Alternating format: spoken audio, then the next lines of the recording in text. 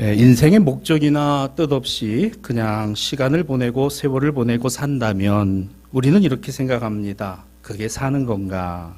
그러나 어쩔 수 없이 살아야 하니까 그냥 이렇게 체념하고 그냥 그렇게 묻어버리는 것이 우리의 일반적인 모습입니다. 교회가 무엇입니까? 신앙생활이 무엇인가요? 교회와 신앙생활을 이어간다는 것을 우리는 어떻게 정리합니까? 믿음을 갖는 것입니다. 신념을 확신하는 것입니다. 그리고 이것을 체험하고 세워가는 과정입니다.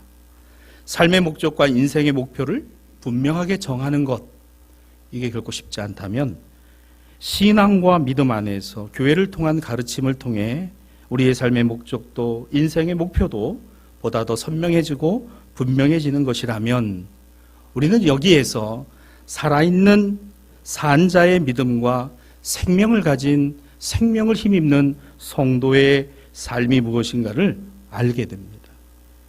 특별히 부활주일은 이 부활 이후의 삶은 바로 하나님의 교회, 주님의 교회가 시작된 것이기도 합니다. 신앙과 믿음 없이 살아가는 사람들에게 내 인생은 그냥 시간을 보내고 세월을 보내는 것이다 라고 생각하는 이들에게 단지 그것만은 아닌 무엇이 우리의 삶의 목표요, 인생의 목적인가를 생각해 보게 하는 예배의 자리에서, 기도의 자리에서, 봉사의 자리에서, 섬김의 자리에서, 말씀 속에서, 찬양 가운데 우리는 그 주님의 살아계심과 우리 안에 역사하심을 경험하게 되니 이것이 바로 예수 신앙과 믿음, 바로 부활의 신앙과 믿음입니다. 그래서 부활주일은 대단히 중요합니다. 오늘 이 부활의 역사는 지금도 과거가 아닌 오늘의 현재 그리고 앞으로 다시 오실 주님을 만날 기대와 소망, 이것이 교회 안에 있고 성도는 바로 이 신앙과 믿음을 갖고 살아갑니다. 오늘은 그 부활 후 세 번째 주일입니다.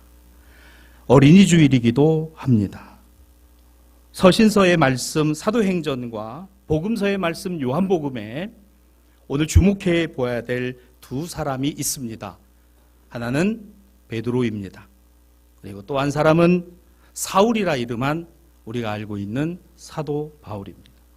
우리 먼저 베드로를 생각해 볼까요? 베드로가 예수님을 처음 만났을 때가 그 갈릴리 호숫가에서 고기를 잡고 있던 그의 일상의 삶, 어느 날 갑자기 예수께서 그 앞을 지나가시다가 베드로를 만나요.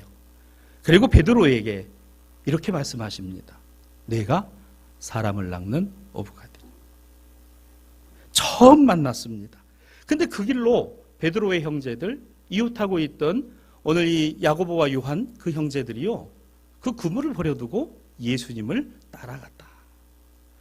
여러분, 이 결단이 어느 정도의 그런 어떤 확고부동한 것인가를 우리는 잘 모릅니다만 적어도 내가 지금까지 내 손에 익혀 있고 내 손에 익숙한 그것을 놓고 그 나와 비슷한 동년배의 그 유대 청년을 따라갔다라고 하는 것에는 분명히 무엇인가의 이유가 있었을 것이다 생각해 보는 것이죠. 3년을 따라다녔습니다. 많은 기대를 했습니다.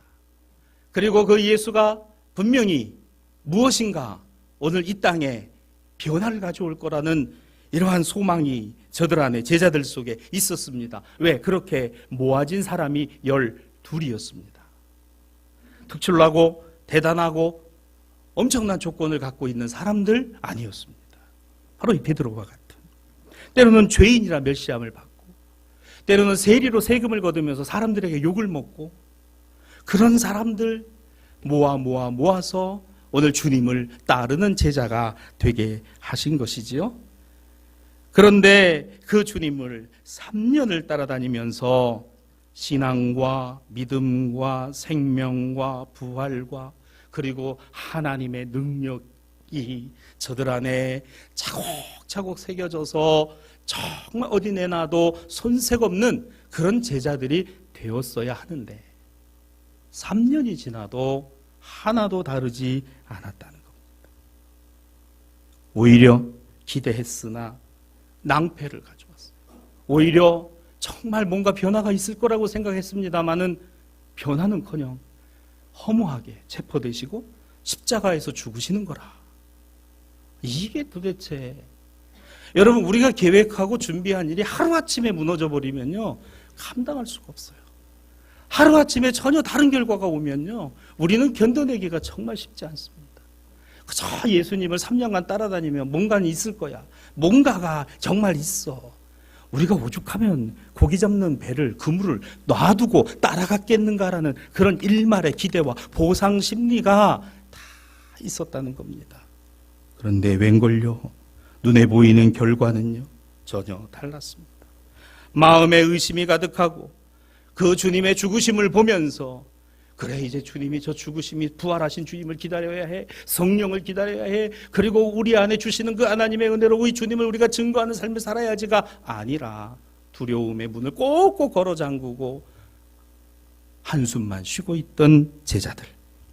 3일이 지났습니다. 빈 무덤의 소식이 들려왔어요. 여제자들을 통해서 무덤이 비었다. 이 무슨 일인가? 그리고 우리보다 먼저 갈릴리로 가신다라는 말씀이 있었다라고 이야기하니까, 그렇구나, 주님이 부활하셨구나, 그 주님을 따라야 되겠구나. 갈릴리로 간 게 아니라 베드로가 어떻게 했어요? 무덤에 가봅니다. 진짜 무덤이 비었어요. 그리고 돌아옵니다. 하나도 달라지지 않았어요. 하루가 흐르고 3일이 흘러서요. 그리고 한 주가 흘렀습니다. 2주가 흐릅니다. 몇 주가 지났는지 몰라요. 제자들은 예수님께서 약속하신 성령을 기다리라는 그러한 말씀조차도 기억해냈는가? 기억하지 못했습니다. 그저 두려워하고 모든 희망과 소망이 다 끝나버린, 어찌해야 되지? 야, 우리는 이제 뭘 어떻게 해야 돼? 너무 당혹스럽습니다. 어떤 삶을 살아야 할지도 모르겠습니다. 그래서 생각해낸 게 뭐냐면, 호수로 돌아가자. 우리 예수님 만나기 전으로 가자. 가서 고기라도 잡아야 먹고 살 거 아니야. 여기서 이러고 있는다고 무슨 답이 있나? 여기서 이러고 있는다고 그 예수님이 무슨 다시 나타나시길 할 거야? 돌아가자. 좋은 선택입니다. 빨리 바꿔야 돼요. 안 되면 빨리 바꿔야 되는 거죠. 그렇습니다. 그게 합당하다라고 여겼을 거예요. 그 일에 분명히 맨 앞에 앞장서니가 베드로입니다. 오늘 본문은 이것을 보여줘요. 베드로를 위시한 그 제자들 7명은 같은 마음을 갖고 있었어요. 예수님 만나기 이전으로 돌아가자. 말씀 이전으로 돌아가자. 그래서 그들이 돌아가 옛날 생활을 이어갑니다. 물고기 잡는 일을 하고 있었어요. 그러나 물고기를 잡을 때마다, 야, 거 봐봐, 예수님 따라갔을 때보다 예수님 그냥 그렇게 놓고 이제 오니까 이 물고기 잡히는 거 봐봐, 대단하잖아. 그러면 좋으련만 물고기가 안 잡혀요. 그날 밤도 그랬습니다. 밤새도록 고기잡이에 나섰지만 빈금을 허탕을 치고 돌아왔어요. 얼마나 마음이 조급하겠습니까? 삶에 혼란이 오기 시작합니다. 3년간 예수님을 따라다니면서 들었던 말씀과 신앙 고백과 다짐과 결단은요, 이미 그물을 던지면서 거기다 다 싸서 가더 바다에다 던져버렸어요. 그냥 담궈버렸어요. 아무것도 없어요. 그렇습니다. 예수님 죽으시면 따라 죽겠습니다. 그 믿음 어디 갔어요? 주님 위에서 초막셋을 지으십시다. 변화산에서 주님을 본 베드로가 초막셋을 짓고 여기가 좋사오니 여기서 사사이다. 그 열심 어디 갔습니까? 주님은 그리스도십니다. 살아계신 하나님의 아들이십니다. 그 나서서 고백했던 그 신앙 고백 옷다 갔다가 묻어버렸어요? 다 잊어버렸습니다. 세상에서 먹고 사는 게 더 중요하니까. 그게 더 중요하니까. 세상 것에 열심을 내는 거, 그 열심을 내는 것이 나에게 지금 필요한 일이고 지금 내가 할 수 있는 최선이라고 여기는 것이 바로 우리 인간입니다. 우리 삶의 본능이에요. 그런데 여기에 우리 말씀이, 우리에게 주신 주님의 말씀이 개입하고 그 말씀이 들어와서 사람이 떡으로만 사는 것이 아니라 모든 하나님의 입에서 나오는 말씀으로 살리라. 무엇을 먹을까, 무엇을 마실까, 무엇을 입을까 염려하지 마라. 너희는 먼저 그의 나라와 그의 의를 구하라. 그리하면 이 모든 것을 너희에게 더하시리라. 그거 다 갖다가 갈릴리 호숫가에 갖다 묻어버렸어요. 하나도 생각 안 나는 겁니다. 안 나요. 그저 하루하루 오늘은 좀 고기 좀 많이 잡힐래나? 예수님 따라가기 이전의 삶으로 돌아와서 해보는데 과연 그것이 되는가? 잘 되나요? 또 다른 제자 바울, 사도 바울, 사울이라 이름하였던 그를 봅니다. 그는 예수님 제자들하고는 조금 그 인생의 결이 달랐어요. 예수님 제자들은 이 베드로를 위시한 제자들만 대표적으로 본다면 갈릴리에서 고기 잡던 어부들이었습니다. 별로 좋은 직업 아니에요. 참 고생스러운 직업이고 거기서 돈을 많이 벌어봐야 세금으로 다 띄고 뭐 얼마나 가지고 살았겠어요. 그런데 이 사울은 말입니다. 좀 인생의 결과 모습이 달라요. 그는 유대인 중에 유대인이라 말할 수 있는 사람이었고 바리새파 중에서도 아주 특출난 바리새인 중에 하나였으며 율법에 관하여는 당대의 최고의 석학이었고 그는 랍비였습니다. 그러니까 모든 사람들이 존경을 받을 만한 그런 지위에 있는 사람이고요. 이 베드로를 위시한 어부들과는 그 인생의 결과 모습이 전혀 달랐던 사람입니다. 한 가지만은 분명했어요. 신앙, 하나님 향한 신앙, 하나님 향한 열심, 그 율법만큼은요 세상의 어느 사람과 비교해도 절대로 꿀리지 않는다라고 여기는 자가 사울이었습니다. 여러분 이게 좋게 들리세요?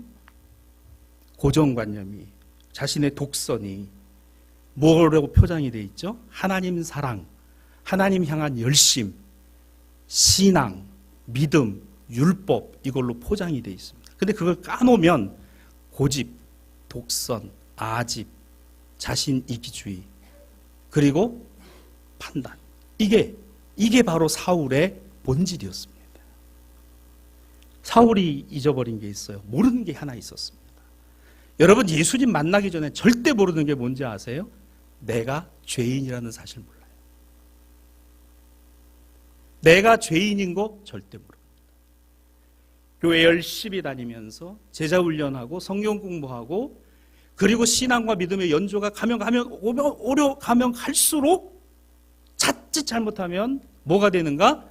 나는 의인이 되고 모든 사람이 죄인인 게 확 들어옵니다.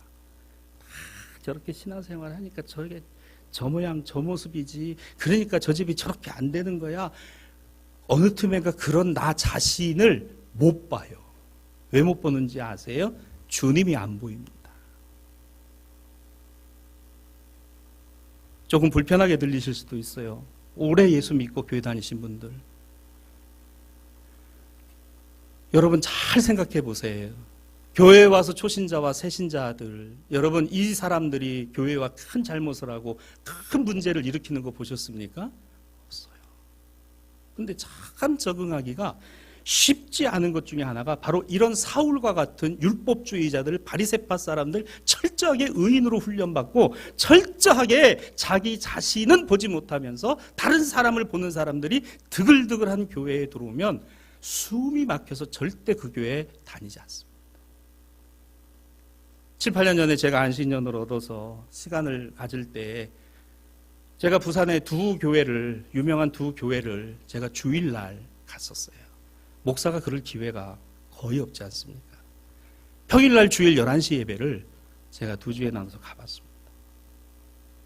갔는데요, 목사가 강단에서 성도들을 바라볼 때와 제가 내려가서 평신도의 입장에서 다른 교회를 가서 그 교회에서 예배를 드릴 때와의 마음이 참 다릅니다. 참 달라요. 저는 그래서 여러분들도 목사가 이 강단에서의 마음을 알기 위해서 여러분들도 설교 좀 했으면 좋겠어요. 우리 돌아가면서 합시다. 돌아가면서. 네? 말씀 준비하고 목사의 심정을 좀 아시나. 그 교회들을 갔는데 말입니다. 딱 들어가는 순간부터 저도 그 교회 교인들 모르잖아요. 저도 평신도의 입장이고 그분들이 저 목사인 건 모르잖아요. 제가 우리 교단 교회는 갈 수가 없잖아요. 다 아니까. 다른 교단이었어요. 딱 들어갔는데 이게 참 너무 낯설고 참 가슴이 두근두근하고 안내위원을 차신 분이 와가지고 어서 오세요. 그리고 손을 잡아서 주부를 주는데 이게 그런 마음이겠구나. 그런 마음이겠구나. 그리고 앉았습니다. 와가지고 성경책을 갖다 주고 이러는데 말입니다. 참 이렇게 부담스럽기도 하면서 참 그래요. 예배를 드리는데 그 예배 회중석에 앉아서 참 목사님 말씀을 듣는데 신자들이 참 들으면서 별 생각이 다 들더라고요. 참 그 말씀은 참 마음에 와닿기도 하고, 저건 좀 아닌 것 같다. 막 이런 생각이 들기도 하고, 또 있으면서 다음 주에는 어느 교회 가야지? 이런 생각도 하고. 그러니까, 이게 말씀을 전하는 입장에서만이 아니고, 앉아서 들어보니까 참 이게 다르구나.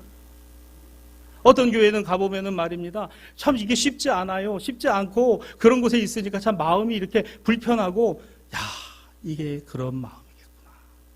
하는 거를 경험합니다. 사랑하는 여러분,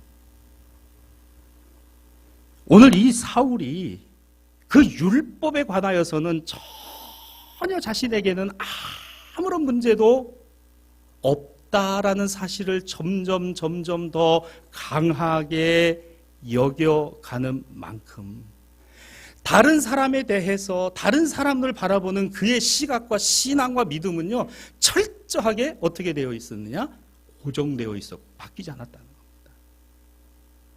사랑하는 여러분, 이 독성과 자신의 그 고집이 말입니다. 바울이 얼마나 강했냐 하면은 하나님 사랑하고 하나님의 율법을 어기는 저 예수를 따르는 무리들은 다 율법에 따라서 죽어야 된다라는 것입니다. 얼마나 무서워요, 여러분. 얼마나 흉측합니까?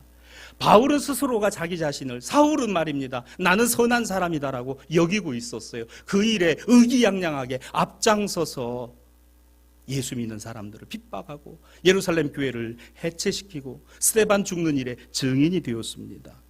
예수께서 이런 말씀을 하신 적이 있지요. 마가복음 10장 18절입니다. 네가 어찌하여 나를 선하다 하느냐? 하나님 한 분 외에는 선한 이가 없느니라. 선하다고요. 여러분, 선한 이가 있다고요. 교회에 와서 선한 사람을 찾는다고요. 아니요, 선한 사람이 아니에요. 믿음을 더합니까? 신앙을 더해갑니까? 우리가 주님을 알아가는 것이 점점 더 내 안에 가득해져 있습니까? 그러면 확고부동하게 변하지 않는 사실, 내가 죄인이라는 겁니다.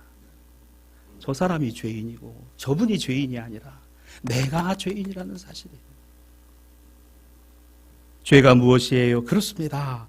하나님의 뜻에 어긋나 있는 겁니다. 하나님의 뜻이 아닌 내 뜻대로 사는 것입니다. 그래서 우리는 신앙과 믿음의 생활을 통해서, 교회를 통해서 이렇게 배움을 갖고 가르침을 이어갑니다. 주님께 물으십시오. 주님께 아뢰십시오. 기도하십시오. 주님의 말씀을 묵상하십시오. 그 말씀이, 그 기도 가운데 성령께서 세미한 음성 가운데 내게 말씀하심을 들으십시오. 내가 너와 함께 한다. 죄인을 향한 하나님의 은혜와 사랑이 오늘 우리를 구원하시는 그 구원의 능력임을 내가 들었다? 아니요. 들어서가 아니라 내가 알았다? 아니요. 알았다가 아니라 내가 지금 믿는 이유가 있어야 한다는 겁니다. 믿음의 이유가 분명히 있어야 된다는 거예요. 사랑하는 여러분, 무엇이 우리의 믿음의 이유입니까? 내가 경험하고 내가 체험하고 내가 확신하지 않으면 절대로 믿지 못합니다. 그래서 부활하신 예수께서 이 디베랴 호숫가에 고기자 미외 낭패와 실망으로 점철된 베드로를 만나신 이유입니다. 그래서 부활의 주님이 다메섹으로 가던 바울을 만나신 이유이기도 합니다. 여러분, 이와 같은 신앙과 믿음이 부활절 이후를 살아갈 그리스도인들과 성도와 교회의 신앙이어야 하고 믿음이라는 사실을 기억하기를 주님의 이름으로 축복합니다. 사랑하는 여러분, 우리는 어때요? 베드로처럼 예수님 바로 알지 못하는 까닭, 배운 말씀 무시하고 세상 방식대로 살아가는, 아니면 사울처럼 자기 의와 자기 생각과 자기 판단을 중요시 여기며 살아가는가? 부활의 주님을 만나기 전에 베드로는 어땠어요? 사울의 신앙은 어땠습니까? 생명 없는 것이었습니다. 길이요 진리요 생명이신 예수님이 아닌 전혀 다른, 사울은 더 나아가서 사람 죽이는 것도 전혀 거리낌이 없는, 율법을 지키기 위해서는 사람 죽여도 된다라고 생각하는 참 무서운 사람이었습니다. 때로 우리는 이 세상을 살아가면서 세상의 권력과 물질과 돈이 때로는 사람을 죽이는 일에 사용되는 것이 얼마나 많은가를 봅니다. 자기 자신을 위해서 사용되고 자신의 안위를 위해서 사용될 때 오늘 과연 그 권력과 물질과 돈이 바르게 쓰여지고 사용되는 것입니까? 그런데도 우리는 여전히 그 물질과 돈과 재물을 위해서 살아가는 인생으로만 점철되어 있는, 여전히 세상에 나아가서 기도해서 금을 던지니까 물고기가 잡혀야 된다라고 생각하는, 낭패와 실망을 당하고 여전히 이게 아니구나라는 그 깨달은 순간에 내가 얼마나 욕심 많고 내가 얼마나 이기적인 사람인가를 보는 게 아니라 그걸 잊어버리고 살아간다는 겁니다. 제가 여러분들에게 그런 말씀을 드렸죠. 우리의 신앙은 뭡니까? 기억하는 겁니다. 기억하는 거예요. 내게 주신 은혜를 기억하는 겁니다. 나를 붙들어 주셨던 때를 기억합니다. 내 기도에 응답하셨던 때를 기억합니다. 나에게 힘을 주셨던 때를 기억합니다. 내 손을 붙잡아 주셨던 때를 기억합니다. 내가 어찌할 바를 모를 때 오늘 내 마음에 평안을 주셨던 때를 기억하는 하나님의 자녀와 성도 되시기를 주님의 이름으로 축복합니다. 그래서 우리는 이렇게 찬양하는 거예요. 오늘 요한계시록 5장 12절은 능력과 부와 지혜와 힘과 존귀와 영광과 찬송을 받으시기에 합당하신 주님이라고 말입니다. 능력이요, 부요, 지혜요, 힘이요, 존귀함이요, 영광이요, 찬송이요, 이건 오직 홀로 부활하신 주님이 받으시옵소서. 주님이 받으십니다 라고 말입니다. 이게 교회입니다. 이 찬양을 마음에 안고 살아가는 사람들이 성도들입니다. 바로 부활 후의 신앙과 믿음이에요. 사랑하는 우리 대사의 신앙가족 여러분, 세상에 나가서 어려울 때 많죠.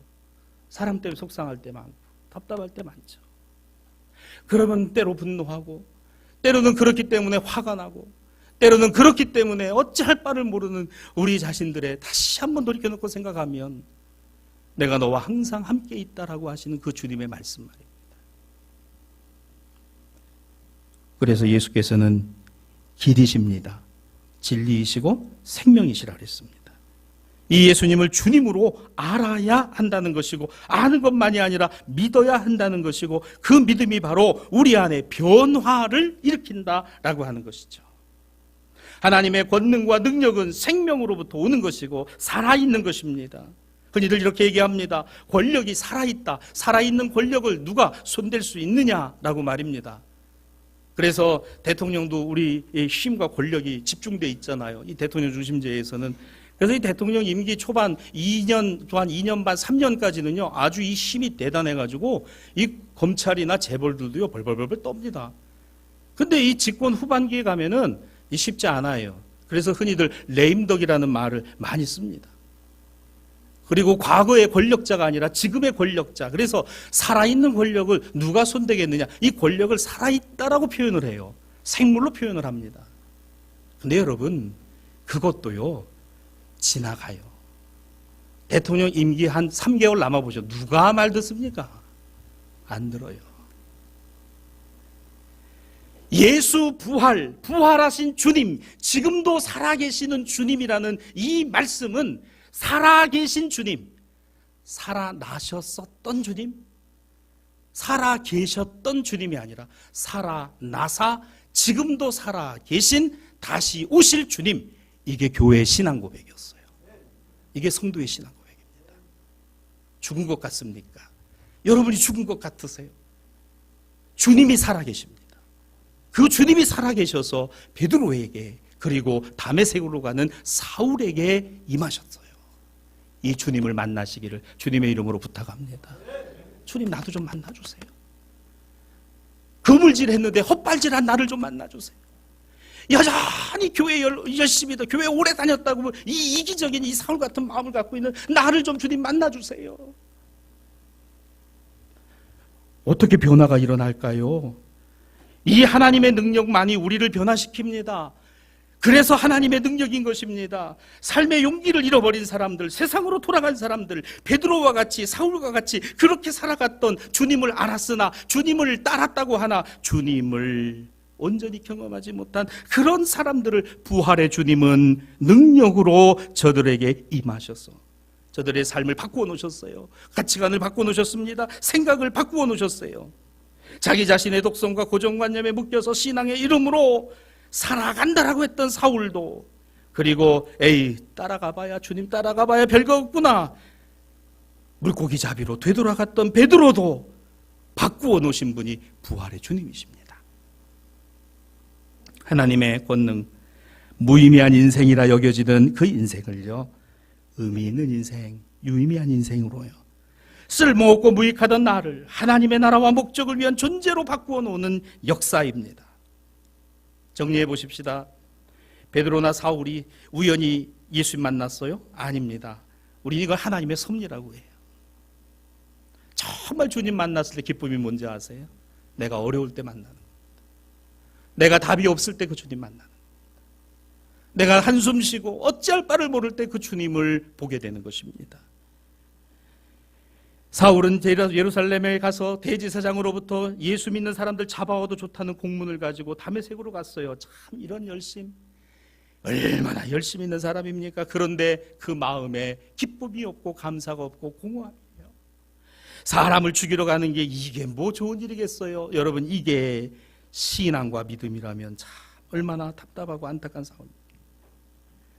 이런 사울이 그 다메섹 도상에서 예수님 만나고 다메섹으로 예수 믿는 사람 죽이러 가던 사울의 인생이 그 다메섹을 넘어서 아시아와 유럽으로, 그리고 로마와 스페인까지 예수님을 증거하는 사람으로 도대체 누가 바꿔놨냐는 겁니다. 도대체 갈릴리에 가서 고기 잡고 이제 살아가야 되겠다라고 낭패와 실망을 가졌던 베드로를 위시한 제자들을 돌려놓아서 예루살렘으로 돌아오게 하시고 예루살렘에서 성령 받아서 교회를 세우게 하신 이가 도대체 누구냐는 겁니까? 누구십니까? 누구세요? 예수님 만나세요. 부활의 주님을 만나시기를 주님의 이름으로 축복합니다. 절대로 주님 만나지 못하면 이 신앙과 믿음의 생활 끝까지 못 갑니다. 못 가요. 누가 나를 바꿔놓을 수 있습니까? 여러분, 우리가 우리 자신을 잘 알잖아요. 누가 나를 바꿔놔요? 누가 나를 바꿔놓을 수 있습니까? 결혼해서 살다 보니까 그런 얘기들 어른들이 많이 하시더라고요. 너도 이제 나이 들어봐라. 마누라 무서운 줄 알지. 젊을 때 그건 나에게 해당되는 얘기가 아니라 그랬는데 요즘 저도 점점 무서워지고 있어요. 무서워지고. 어른들의 말씀은 다 진리다. 옛날에 나 큰 소리 쳤죠. 지금 이제 점점 가면 갈수록 큰 소리 치십니까? 못 칩니다. 저도 우리 교회 처음 왔을 때 막 눈에서 레이저 광선 나오고 막 그랬잖아요. 막 큰 소리 치고. 근데 제가 그게 안 돼. 사랑하는 여러분, 누가 이걸 바꿔놓으세요? 세월이 우리를 바꿔놓고 시간이 우리를, 그렇죠? 내 마음과 심성은 도대체 누가 바꿔놓으시느냐고. 예수 아니시면 누가 바꿔놓겠습니까? 주님이시라면 그래요. 주님이시니까 바꿔놓지, 그 주님이 아니면요 절대 다 바뀔 사람 아닙니다. 그저 세월이 가고 시간이 가서 육체가 쇠락해지고 점점 기억력이 가물가물해지고 이 노쇠해지니까 그런 것뿐이죠. 그래요. 그런 나의 그런 나의 열정, 그런 나의 분노, 그런 나의 화, 그런 나의 기질, 그런 나의 성향 누가 바꿔놓으세요? 그 주님이 바꿔놓으십니다. 바울을 바꾸신 게 주님이세요. 베드로를 바꿔놓은 게 주님이신 부활의 주님이 바꿔놓으셨습니다. 재밌는 장면이에요. 오늘 본문 5절에서 6절입니다. 오늘 예수께서 저들에게 오셨으나 4절에 보면 저들이 예수님이신 줄 몰랐다 그랬습니다. 예수신 줄 몰랐는데 그물을 배 오른편에 던지라 그랬더니 그냥 가서 던졌대요. 이 말은요, 이 앞뒤가 안 맞어요. 안 맞습니다. 잘 생각해 보세요. 예수님이신 줄 몰랐대. 예수님이신 줄 알았다면 예수님 이거 살아나셨네요. 그래서 던지는 건 이건 말이 맞아요. 근데 예수신 줄 알지 못했는데 한 유대 청년이 와서 저 가서 저쪽에다 오른편으로 던져봐요. 그랬더니 가서 던졌다는 거라. 여러분, 이해가 되십니까? 누군지도 모르는 사람인데. 한 번 더 생각해 보세요. 얼마나 고기가 안 잡혔으면, 얼마나 밤새 고생을 했으면 뭐라도 잡고 싶은 심정? 지푸라기라도 잡고 싶은 심정 가지고 낯선 사람 하나가 와서 평생 거기서 자기들이 한 3년 빼놓고 물고기 잡던 자기들 앞에서 저쪽에 가가지고 오른쪽으로 한번 던져보라고 얘기를 했는데 그 말이라도 믿고 싶은 거라. 그 말이라도 정말 이루어졌으면 좋겠는 거라. 정말 그거라도 됐으면 좋겠다라고 하는 이 절박함, 이 먹고 사는 문제에 대한 이 절실함과 절박함이 그냥 가서 그래 믿져야 본전이지 뭐 어차피 밤새 허탕쳤는데 저 사람 말하는 거 한번 들어보자. 그리고 가서 던졌어요. 예수님인 줄 알았다고요? 몰랐습니다. 몰랐대요. 뭘 말합니까? 사랑하는 여러분, 그렇게 하는 것 별로 힘든 거 아닙니다만 그런데 그렇게 못하는 것 또한 우리들입니다.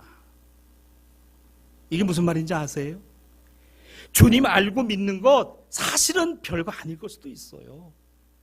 간단한 문제입니다. 그런데 왜 그렇게 안 하는지 아세요? 당장 우리 삶에 먹고 사는 게 더 중요하니까. 더 중요하니까. 특별 기도회 기간입니다. 기도하러 오세요. 오시는 분들이 있죠. 물론 다 뭐 안 오시는 분들이 다 그렇다는 거 아닙니다. 먹고 사는 게 중요하니까. 그냥 세상에서 먹고 사는 게 중요하니까 거기 가서 그냥 던져보는 거 그게 더 중요하다라고 생각을 나는 더 하는 쪽에 가깝다라는 것이죠. 그래서 삶의 의지와 문제 해결을 바라는 마음을 따라 움직이는 것만큼 사랑하는 신앙가족 여러분, 우리가 마음을 아프게 들어야 되는 게 이 내용입니다. 우리의 신앙이나 믿음이 주님을 향한 절대적인 의지와 순종이 되고 있느냐라는 겁니다. 주님이시니까. 주님이시다. 후에 제자들이 말하죠. 주님이시다. 주님이시다. 그러면 그 주님이시다라는 말씀을 통해서 야 이제 예수님 오셨으니까 이제부터 던졌다 하면은 그냥 150세 항상 올라오는 거야. 그물이 찢어지지 않는 거야. 그거였어요? 아니에요. 150세 딱 한 번이었습니다. 그리고 그 그물 놔두고 예루살렘으로 돌아가 성령받아 세운 교회가 예루살렘 교회입니다. 사랑하는 여러분, 교회는 물질 위에 세워지는 게 아니에요. 사람의 수고와 노력 위에 교회되는 거 아닙니다. 교회는 성령의 역사 안에 되어 있고 교회는 예수 그리스도가 부활의 주님이 계신 곳이 교회입니다. 얼마나 감사해요. 얼마나 감사해요. 세상에서 먹고 사는 게 다인 줄 알았는데 그것만이 아닌 우리의 삶의 자리와 일터에서 하나님의 영광이 드러나는 선한 영향력을 우리가 갖기 위해서 내가 주님 만나야 되잖아요. 내가 주님을 알아야 되잖아요. 내가 주님을 믿어야 되지 않습니다. 주님이신 줄 몰랐다. 여러분, 우리는 그 주님을 알기 위해서 얼마나 애를 쓰나요? 얼마나 가슴을 치며 기도하고 얼마나 그 말씀을 우리 안에 담아내기 위해서 최선을 다하고 살아갑니까? 무슨 말인가요? 나에게 이익이 되는 쪽으로 문제만 해결할 수 있다면 어떤 선택이라도 하겠다는 것이 우리의 생각 아닌가요? 자, 그런 우리들에게 신앙과 믿음, 예수 그리스도 안에서의 신앙과 믿음이 우리의 의지와 선택 안에 언제나 자리 잡고 있느냐? 내 안에 항상 이 신앙과 믿음이 있느냐? 누가 물으십니까? 부활의 주님이 물으십니다. 뭐라고 물으세요? 내가 나를 사랑하느냐? 내가 나를 사랑하느냐? 내가 나를 사랑하느냐? 이거예요. 내 주님 사랑합니다. 주님이 아십니다. 베드로는 그 길로 예루살렘에서 예루살렘 교회의 지도자로 평생을 그렇게 살았어요. 사랑하는 여러분, 저와 여러분이 평생 예수의 사람으로 살았으면 좋겠습니다. 누가 뭐라 그래도 예수의 사람으로 살아가는 내 자신을 보는 그런 죄와 허물로 무너질 수밖에 없는 나를 여전히 세우시는 그 부활의 주님을 보는 그 주님으로 살아가는 그런 저와 여러분이 될 때 우리 자녀들이 되지 않을까요? 그럼 우리 자손들이 되지 않겠습니까? 어린이 주일입니다. 우리 아이들을 봅니다. 아이들은요 좀 달라요. 이 아이들은요 고정관념이나 어떤 그 자신의 아집과 이기적인 거는요 별로 많지 않습니다. 굉장히 부드러워요. 아이들은 굉장히 융통성이 많아요. 때로는 그들이 생각하는 게 좀 허황되기까지 해요. 그런데 이 아이들을 가만히 놓고 보면요, 그 말씀을 받아들이고 이 새겨가는 게 어른들과는 다릅니다. 가끔 전도하다 보면은 교회 전혀 안 다닌 분인 것 같은데 말씀을 쭉 나누다 보면 뭐라고 이야기는 거의 10명 중 8, 9명 이렇게 말합니다. 주일학교 다녔다고. 학생회 때까지는 교회를 다녔었다고. 그 마음에 무엇이 있는지 아세요? 말씀이 있는 겁니다. 그 말씀 배운 게 있는 것이고 그 주님 들은 게 있는 겁니다. 여러분, 이것이 교회예요. 사울을 봅니다. 사도행전 9장 1절에서 5절의 말씀에 보면은 그는 여전히 바로 그 율법을 따라서 그렇게 이 사울을 돌려세워서 이 사울을 바꿔놓으신 분은 나는 내가 박해하는 예수라. 예수님이 저를 바꿔놓으셨어요. 다메섹으로 예수 죽이러 가던 사람이, 예수 믿는 사람 잡으러 가던 사람이 그 길로 그의 인생이 바뀌어서 예수님을 전하는 사람, 예수님을 증거하는 사람으로 바뀌었으니 누가? 예수께서 바꿔놓으셨습니다. 사랑하는 여러분, 저를 바꾸실 수 있는 분이 예수님이시고 여러분을 바꾸실 수 있는 분이 예수님이십니다. 할렐루야. 여러분의 가정을요, 주님이 바꾸실 수 있어요. 여러분 자녀들을요, 주님이 바꾸실 수 있습니다. 그 믿지 않는 남편, 주님만이 바꾸실 수 있어요. 여러분 옆에서 계속 얘기하세요. 오늘은 주일인데, 오늘도 연등 달러 갈 거야? 오늘도 주일인데. 계속 옆에서 계속 얘기해. 어느 날 갑자기 그의 인생이 말입니다. 내가 믿고 내가 살아가던 게 그게 다인 줄 알았던 인생이 나는 내가 박해하는 예수라. 여러분, 이 말 한마디가 사울의 눈을 멀게 하고 사울의 입을 닫아버리고 사울의 인생을 바꿔버렸어요. 여러분, 누가 바꿨어요? 설교가 바꿉니까? 목사가 바꾸는 줄 아세요? 아닙니다. 주님이 바꾸시는 겁니다. 주님이 바꾸시는 거예요. 주님, 그 주님이 우리 가정의 주인이시고 우리 자녀들의 주인이시고 우리 생업과 일터의 주인이십니다를 고백하는 저와 여러분이 되기를 주님의 이름으로 축복합니다. 말씀을 정리합니다. 주님과의 거리가 뭔가? 여러분, 그 거리가 멀다라고 해서 걱정하지 마세요. 주님이 찾아오십니다. 주님이 찾아오세요. 잘 안 되고 있어요? 그렇습니다. 안 되는 곳에 오늘 주님의 뜻이 있어요. 그리고 그 주님이 말씀하십니다. 이렇게 말이죠. 본문 9절입니다. 나를 따르라. 부활의 주님이 얘기하시는 거예요. 나를 따르라. 근데 이 말씀이 다시 새롭게 들려오는 것은 뭐냐 하면 3년간 예수님 따라다닐 때도 그랬어요. 그런데 지금 부활의 주님 앞에 이 말씀은요, 또 다른 의미로 다가온 겁니다. 베드로에게, 바울에게 나를 따르라. 나를 따르라. 여러분, 우리는 이미 교회에 소속돼 있어요. 그리스도인이라 성도라 이름하는 하나님의 거룩한 복된 자녀들입니다. 어떻게 해요? 어떻게 살아갈까요? 나를 따르라. 주님을 따르십시오. 주님을 보시기를 바랍니다. 주님이 여러분에게 말씀하십니다. 그리고 주님이 역사하십니다. 오늘 이와 같은 신앙과 믿음으로 세워지는 우리 대사의 신앙가족들에게 부활 후 제3주일 이 3주간이 복된 한 주간이 되시고 여러분의 인생의 삶의 길이 되어지기를 주님의 이름으로 축원합니다.